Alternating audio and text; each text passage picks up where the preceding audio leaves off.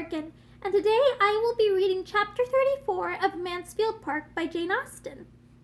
Edmund had great things to hear on his return. Many surprises were awaiting him. The first that occurred was not least in interest. The appearance of Henry Crawford and his sister walking together through the village as he rode into it. He had concluded he had meant them to be far distant. His absence had been extended beyond a fortnight purposely to avoid Miss Crawford. He was returning to Mansfield with spirits ready to feed on melancholy remembrances and tender associations, when her own fair self was before him, leaning on her brother's arm, and he found himself receiving a welcome unquestionably friendly from the woman whom, 2 moments before, he had been thinking of as 70 miles off, and as farther, much farther from him in inclination than any distance could express. Her reception of him was of a sort which he could not have hoped for, had he expected to see her. Coming as he did from such a purport fulfilled as had taken him away, he would have expected anything rather than a look of satisfaction, and words of simple, pleasant meaning. It was enough to set his heart in a glow, and to bring him home in the proper state for feeling the full value of the other joyful surprises at hand. William's promotion, with all its particulars, he was soon master of, and with such a secret provision of comfort within his own breast to help the joy, he found in it a source of most gratifying sensation and unvarying cheerfulness at all dinner time. After dinner, when he and his father were alone, he had Fanny's history, and then all the great events of the last fortnight, and the present situation of matters at Mansfield were known to him. Fanny suspected what was going on. They sat so much longer than usual in the dining parlor that she was sure they must be talking of her. And when tea at last brought them away, and she was to be seen by Edmund again, she felt dreadfully guilty. He came to her, sat down by her, took her hand, and pressed it kindly. And at that moment she thought that, but for the occupation and the scene which the tea things afforded, she must have betrayed her emotion in some unpardonable excess. He was not intending, however, by such action, to be conveying to her that unqualified approbation and encouragement which her hopes drew from it. It was designed only to express his participation in all that interested her, and to tell her that he had been hearing what quickened every feeling of affection. He was, in fact, entirely on his father's side of the question. His surprise was not so great as his father's at her refusing Crawford, because, so far from supposing her to consider him with anything like a preference, he had always believed it to be rather the reverse, and could imagine her to be taken perfectly unprepared. But Sir Thomas could not regard the connection as more desirable than he did. It had every recommendation to him, and while honoring her for what she had done under the influence of her present indifference, honoring her in rather stronger terms than Sir Thomas could quite echo, he was most earnest in hoping, and sanguine in believing, that it would be a match at last, and that, united by mutual affection, it would appear that their dispositions were as exactly fitted to make them blessed in each other, as he was now beginning seriously to consider them. Crawford had been too precipitate. He had not given her time to attach herself. He had begun at the wrong end. With such powers as his, however, and such a disposition as hers, Edmund trusted that everything would work out a happy conclusion. Meanwhile, he saw enough of Fanny's embarrassment to make him scrupulously guard against exciting it a second time by any word or look or movement. Crawford called the next day, and on the score of Edmund's return, Sir Thomas felt himself more than licensed to ask him to stay dinner. It was really a necessary compliment. He stayed, of course, and Edmund had then ample opportunity for observing how he sped with Fanny, and what degree of immediate encouragement for him might be extracted from her manners.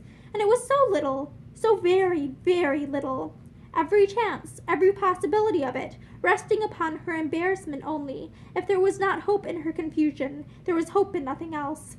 That he was almost ready to wonder at his friend's perseverance. Fanny was worth it all. He held her to be worth every effort of patience, every exertion of mind. but he did not think he could have gone on himself with any woman breathing, without something more to warm his courage than his eyes could discern in hers. He was very willing to hope that Crawford saw clearer, and this was the most comfortable conclusion for his friend that he could come to from all that he observed to pass before and at and after dinner. In the evening a few circumstances occurred which he thought more promising. When he and Crawford walked into the drawing-room, his mother and Fanny were sitting as intently and silently at work as if there were nothing else to care for. Edmund could not help noticing their apparently deep tranquility. We have not been so silent all the time, replied his mother. Fanny has been reading to me, and only put the book down upon hearing you coming. And sure enough, there was a book on the table which had the air of being very recently closed, a volume of Shakespeare. She often reads to me out of those books, and she was in the middle of a very fine speech of that man's. What's his name, Fanny? When we heard your footsteps. Crawford took the volume. Let me have the pleasure of finishing that speech to your ladyship, said he. I shall find it immediately. And by carefully giving way to the inclination of the leaves, he did find it, or within a page or two, quite near enough to satisfy Lady Bertram, who assured him, as soon as he mentioned the name of Cardinal Wolsey, that he had got the very speech. Not a look or an offer of help had Fanny given, not a syllable for or against. All her attention was for her work. She seemed determined to be interested by nothing else. But taste was too strong in her. She could not abstract her mind 5 minutes. She was forced to listen. His reading was capital, and her pleasure in good reading extreme. To good reading, however, she had been long used. Her uncle read well, her cousins all, Edmund very well. But in Mr. Crawford's reading there was a variety of excellence beyond what she had ever met with.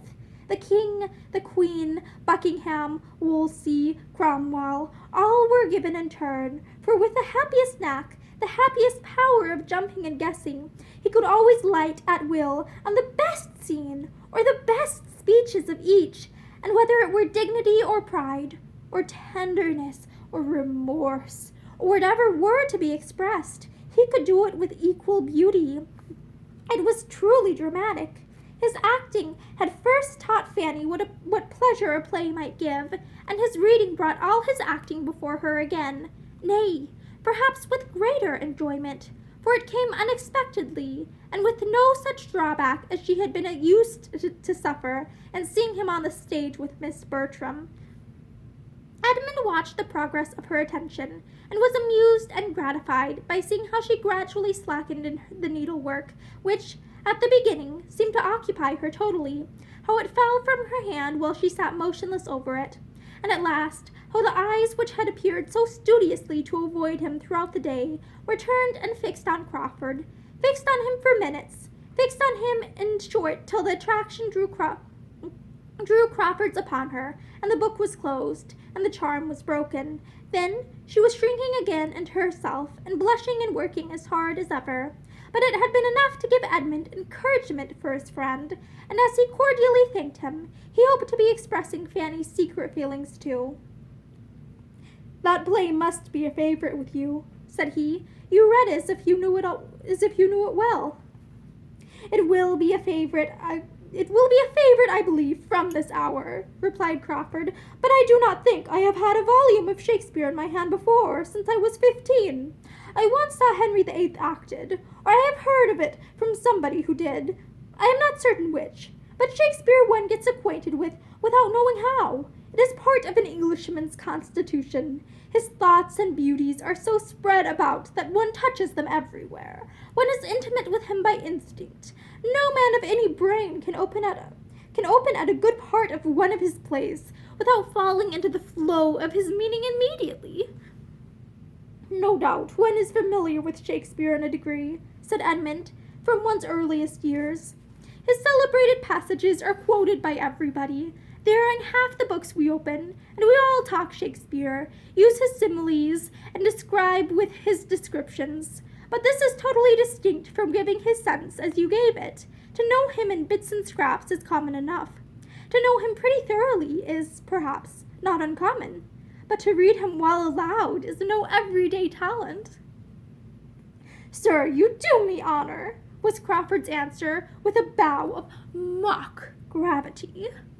Both gentlemen had a glance at Fanny to see if a word of accordant praise could be extorted from her, yet both feeling that it could not. Her praise had been given and her attention. That must content them. Lady Bertram's admiration was expressed, and strongly too. "It was really like being at a play," said she. "I wish Sir Thomas had been here."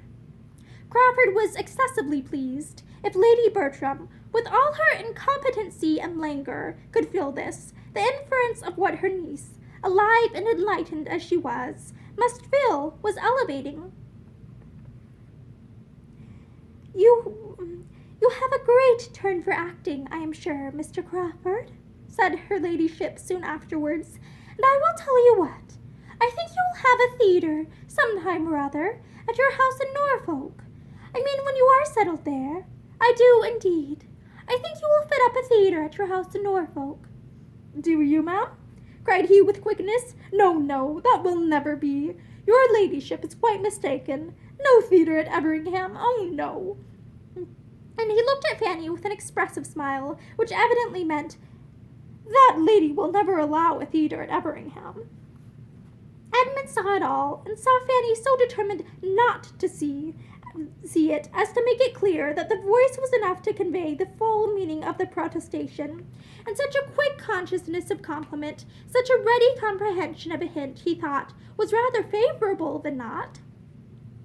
The subject of reading aloud was farther discussed. The two young men were the only talkers, but they, standing by the fire, talked over the too common neglect of the qualification, the total inattention to it, in the ordinary school system for boys, the consequently natural, yet in some instances almost unnatural degree of ignorance and uncouthness of men, of sensible and well-informed men, when suddenly called to the necessity of reading aloud, which had fallen within their notice, giving instances of blunders and failures with their secondary causes, the want of management of the voice, of proper modulation and emphasis, of foresight and judgment, all proceeding from the first cause, want of an early attention and habit, and Fanny was listening again with great entertainment.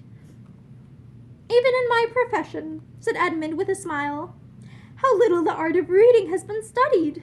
How little a clear manner and good delivery have been attended to! I speak rather of the past, however, than the present. There is now a spirit of improvement abroad, but among those who were ordained 20, 30, 40 years ago, a larger number, to judge by their performance, must have thought reading was reading, and preaching was preaching. It is different now. The subject is more justly considered. It is felt that distinctness and energy may have weight in recommending the most solid truths. And besides, there is more general observation and taste, a more critical knowledge diffused than formerly. In every congregation there is a larger proportion who know little of the matter, and who can judge and criticize." Edmund had already gone through the service once since his ordination, and upon this being understood, he had a variety of questions from Crawford as to his feelings and success, questions which, being made, though with the vivacity of friendly interest and quick taste, without any touch of that spirit of banter or air of levity which Edmund knew to be most offensive to Fanny, he had true pleasure in satisfying. And when Crawford proceeded to ask him opinions and give his own as to the properest manner in which particular passages in the service should be delivered, showing it to be a subject on which he had thought before, and thought with judgment, Edmund was still more and more pleased. This would be the way to Fanny's heart. She was not to be won by all that gallantry and wit and good nature together could do, or at least she would not be won by them nearly so soon without the assistance of sentiment and feeling and seriousness on serious subjects. "Our liturgy," observed Crawford, "has beauties which not even a careless, slovenly style of reading can destroy, but it has also redundancies and repetitions which require good reading not to be felt. For myself, at least, I must confess being not always so attentive as I ought to be. Here was a glance at Fanny. That 19 times out of 20 I am thinking how such a prayer ought to be read, and longing to have it read myself. Did you speak? Stepping eagerly to Fanny, and addressing her in a softened voice, and upon hearing her saying, "No," he added, "Are you sure you did not speak? I saw your lips move, and I fancied you might be going to tell me I ought to be more attentive, and not allow my thoughts to wander. Are not you going to tell me so?" "No, indeed. You know your duty too well for me to, even supposing." She stopped, felt herself getting into a puzzle, and could not be prevailed on to add another word, not by dint of several minutes of supplication and waiting. He then returned to his former station, and went on as if there had been no such tender interruption. A sermon well delivered is more uncommon even than prayers well read. A sermon, good in itself, is no rare thing. It is more difficult to speak well than to compose well. That is, the rules and tricks of composition are oftener an object of study. A thoroughly good sermon, thoroughly well delivered, is a capital gratification. I can never hear such a one without the greatest admiration and respect, and more than half a mind to take orders and preach myself. There is something in the eloquence of the pulpit, when it is really eloquence, which is entitled to the highest praise and honor. The preacher who can touch and affect such an heterogeneous mass of hearers, on subjects limited and long worn threadbare in all common hands, who can say anything new or striking, anything that rouses the attention, without offending the taste or worrying out the feelings of his hearers, is a man whom one could not, in his public capacity, honor enough. I should like to be such a man." Edmund laughed. I should indeed. I never listened to a distinguished preacher in my life without a sort of envy, but then I must have a London audience. I could not preach, but to the educated, to those who are capable of estimating my composition, and I do not know that I should be fond of preaching often, now and then, perhaps once or twice in the spring, after being anxiously expected for half a dozen Sundays together, but not for a constancy. It would not do for a constancy. Here Fanny, who could not but listen, involuntarily shook her head, and Crawford was instantly by her side again, entreating to know her meaning, and as Edmund perceived, by his drawing in a chair, and sitting down close by her, that it was to be a very thorough attack, that looks and undertones were to be well tried, he sank as quietly as possible into a corner, turned his back, and took up a newspaper, very sincerely wishing that dear little Fanny might be persuaded into explaining away that shake of the head to the satisfaction of her ardent lover, and as earnestly trying to bury every sound of the business from himself in murmurs of his own over the various advertisements of a most desirable estate in South Wales, to parents and guardians, and a capital seasoned hunter. Fanny, meanwhile, vexed with herself for not having been as motionless as she was speechless, and grieved to the heart to see Edmund's arrangements, was trying, by everything in the power of her modest gentle nature, to repulse Mr. Crawford, and avoid both his looks and inquiries, and he, unrepulsed, was persisting in both.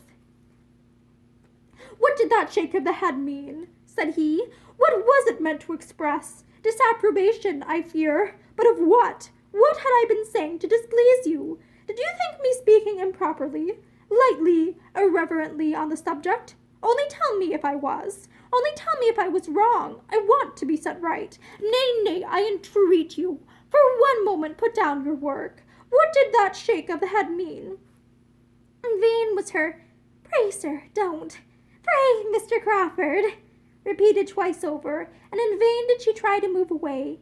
In the same low, eager voice, and the same close neighborhood, he went on, re-urging the same questions as before. She grew more agitated and displeased. "How can you, sir? You quite astonish me. I wonder how you can—" "Do I astonish you?" said he. "Do you wonder? Is there anything in my present entreaty that you do not understand? I will explain to you instantly all that makes me urge you in this manner, all that gives me an interest in what you look and do, and excites my present curiosity. I will not leave you to wonder long." In spite of herself, she could not help half a smile, but she said nothing. "You shook your head at my acknowledging that I should not like to engage in the duties of a clergyman always, for constancy. Yes, that was the word. Constancy. I am not afraid of the word. I would spell it, read it, write it with anybody. I see nothing alarming in the word. Did you think I ought?" "Perhaps, sir," said Fanny, worried at last into speaking. "Perhaps, sir, I thought it was a pity you did not always know yourself as well as you seemed to do at that moment." Crawford, delighted to get her to speak at any rate, was determined to keep it up, and poor Fanny, who had hoped to silence him by such an extremity of reproof, found herself sadly mistaken, and that it was only a change from one object of curiosity and one set of words to another. He had always something to entreat the explanation of. The opportunity was too fair. None such had occurred since his seeing her in her uncle's room. None such might occur again before his leaving Mansfield. Lady Bertram's being just on the other side of the table was a trifle, for she might always be considered as only half awake, and Edmund's advertisements were still of the first utility. "Well," said Crawford, after a course of rapid questions and reluctant answers, "I am happier than I was, because I now understand more clearly your opinion of me. You think me unsteady, easily swayed by the whim of the moment, easily tempted, easily put aside. With such an opinion, no wonder that— But we shall see. It is not by protestations that I shall endeavor to convince you I am wronged. It is not by telling you that my affections are steady. My conduct shall speak for me. Absence, distance, time shall speak for me. They shall prove that as far as you can be deserved by anybody, I do deserve you. You are infinitely my superior in merit. All that I know. You have qualities which I had not before supposed to exist in such a degree in any human creature. You have some touches of the angel in you, not merely beyond what one sees, because one never sees anything like it, but beyond what one fancies might be. But still, I am not frightened. It is not by quality of merit that you can be won. That is out of the question. It is he who sees and worships your merit the strongest, who loves you most devotedly, that has the best right to a return. There I build my confidence. By that right I do and will deserve you. And when once convinced that my attachment is what I declare it, I know you too well not to entertain the warmest hopes. Yes, dearest, sweetest Fanny. Nay, seeing her draw back displeased, forgive me. Perhaps I have as yet no right. But by what other name can I call you?